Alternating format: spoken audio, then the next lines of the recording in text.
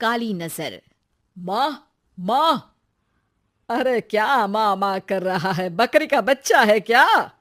अरे माँ, मजाक छोड़ो। मुझे फाइनली वो मेन चौराहे वाली दुकान मिल गई है। अब देखना, आपका बेटा दुगनी स्पीड से पैसा कमाएगा। ओफो, ये क्या? मेरी ऑनलाइन मेकअप क्लास चल रही है। इतनी जोर से क्यों बोल रहे हो आप दोनों? अरे मेरी धर्म पत्नी जी, मेकअप क्लास बाद में करना।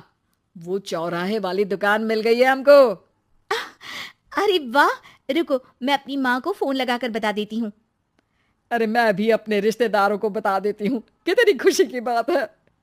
हाँ हाँ, मैं भी अपने दोस्तों को बता देता हूँ। 1 हफ्ते बाद रजिस्ट्री है। बस, घर में खुशी का मौका था।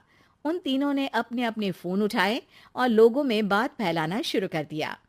और रही सही कसर श्वेता बहू ने अपने पड़ोस में सबको बताकर कर दी। अरे वर्मा आंटी, अब हम भी जल्दी कार ले लेंगे। घर का रेनोवेशन होगा और ठाट से रहेंगे हम भी। अरे, ऐसा क्या हुआ? लॉटरी बाटरी लग गई है क्या? अरे, इस बार चौराहे वाली मॉल में हमको भी दुकान मिल गई है। दुकान नंबर 21, जो एकदम चौराहे पर है। अब ग्राहक बढ़ेंगे तो आमदनी भी बढ़ेगी ही ना। अरे वाह, कितनी खुशी की बात है। मैं बहुत खुश हूँ तुम्हें इतना खुश देख के। बाकी एक बात कहूँ, सबको मत बताते फिरना। किसी की नजर लग जाएगी तो खुशी की खबर वापस लौट जाएगी। हैं? ऐसे थोड़ी ना होता है। अब डरा रही हो? अरे सही कह रही हूँ। काली नजर कहते हैं इस चीज को, जब आप किसी को कुछ बताओ और वो काम बिगड़ जाए। अरे लेकिन मैं तो। तुमने सबको बता दिया ना? हाँ, फोन लगा लगा के। अब बच के रहना। काली नजर बड़ी खतरनाक होती है। श्वेता इतनी खुश रहती है कि वो वर्मा आंटी की बात पर ध्यान ही नहीं देती, जबकि पड़ोस में और भी लोगों से खुशी की खबर शेयर करती रहती है। अगले दिन राजेश बहुत दुखी होकर घर आता है। अरे बेटा, क्या हुआ?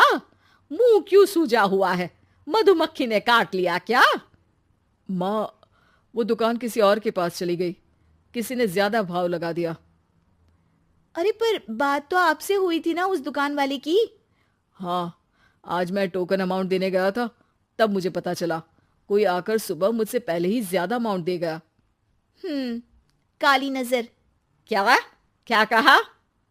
वर्मा आंटी ने समझाया था कि किसी को बताना मत, वरना काली नजर लग जाएगी। अच्छा, तुम्हें उनकी बात मान लेनी चाहिए थी।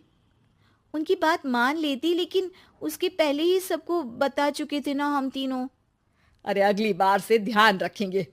कोई भी नई चीज होगी तो किसी को नहीं बताएंगे।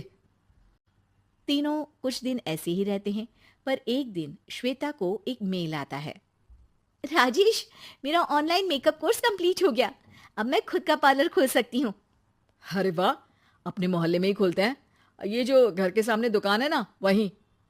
हाँ, यहाँ सस्ती भी मिल जाएगी। अगले दिन श्वेता वर्मा आंटी के पास जाती है, मिठाई का डब्बा लेकर। अरे आओ आओ, कैसे आना हुआ? जोर से नहीं बोलूंगी। वो सामने वाली दुकान है ना, वहां मैं अपनी पार्लर की दुकान खोलने वाली हूँ। उसकी मिठाई है। अरे वाह, बहुत बधाई हो तुमको।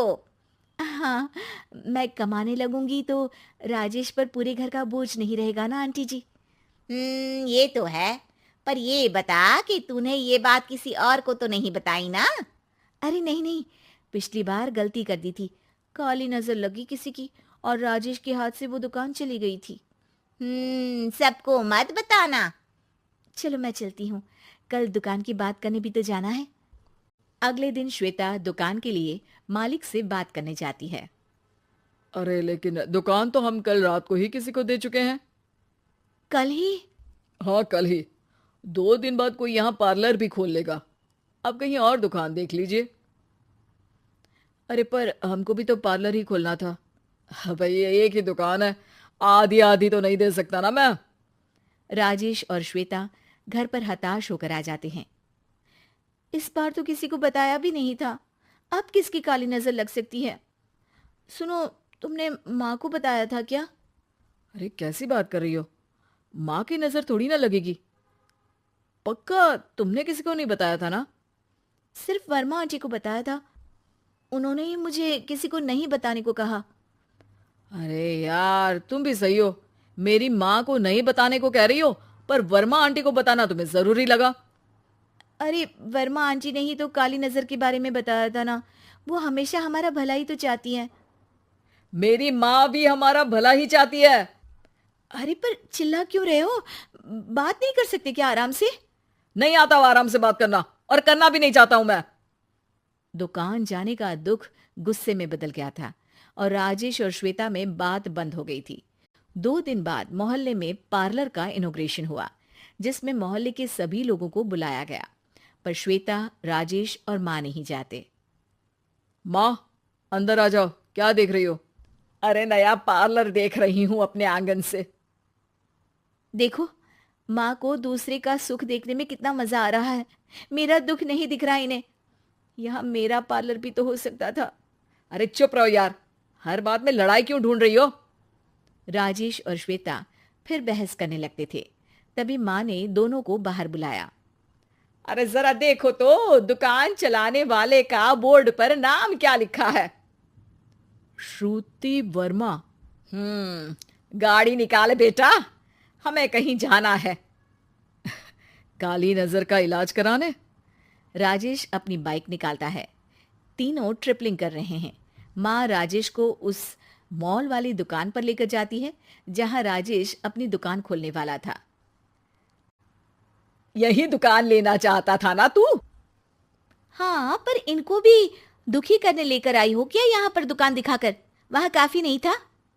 अरे श्वेता थोड़ा सब्र रख, अभी पता चलेगा कि हम यहाँ क्यों आए हैं। बता, इस दुकान चलाने वाले का नाम क्या है? अनुपम वर्मा। कुछ समझ में आया? वो दुकान वाली श्रुति वर्मा, ये दुकान वाला अनुपम वर्मा, और हमारे पड़ोस में हमने उस दुकानों के बारे में बताया किसको था? वर्मा आंटी को। मतलब वर्मा आंटी ही हमारा काम बिगाड़ रही है? नहीं नहीं, ऐसा नहीं हो सकता। ये बस इत्तेफाक है। राजेश अपना फोन निकालता है और श्रुति वर्मा और अनुपम वर्मा के नाम फेसबुक पर सर्च करता है, जहां ये दोनों ही वर्मा आंटी के रिश्तेदार होते हैं। श्वेता को समझ में आ जाता है कि वर्मा आंटी की ही नजर काली नजर है। अब क्या करना है? कोई भी खुशी की खबर हो तो काली नजर से बचना है, यानी वर्मा आंटी से बचना है। अरे पर मुझे ये समझ में नहीं आया कि वो हमारे साथ ऐसा क्यों करेंगी। अरे बेटा, एक सीख है, दूर के आदमी को आपकी तरक्की से कम परेशानी होगी, पड़ोसी को ज्यादा। दोनों माँ की बात में हामी भरते हैं और अगला काम चुपचाप करने की कसम खाते हैं, ताकि आगे से वर्मा आंटी कोई काम ना बिगाड़ सके।